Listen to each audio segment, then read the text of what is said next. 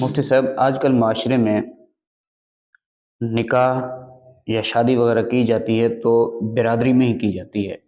غیر برادری میں شادی کرنا یا رشتہ کرنا معیوب سمجھا جاتا ہے۔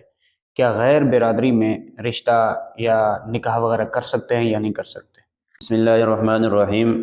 مسلمان لڑکے کا مسلمان لڑکی کے ساتھ نکاح جائز ہے، بھلے وہ جس خاندان، برادری، قبیلے کا بھی ہو۔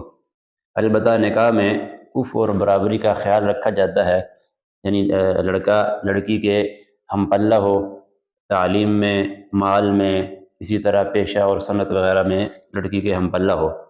لیکن اس کا مطلب یہ نہیں ہے کہ جو دوسری برادری ہے، غیر برادری ہے، اس میں نکاح جائز نہیں ہے۔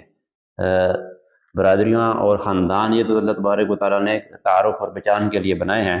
بے شک۔ اگر لڑکی کے یا لڑکے کے اولیاء راضی ہیں تو بھلے جس خاندان برادری میں بھی نکاح کرنا چاہیں تو نکاح جائز اور درست ہے، منعقد ہو جاتا ہے نکاح۔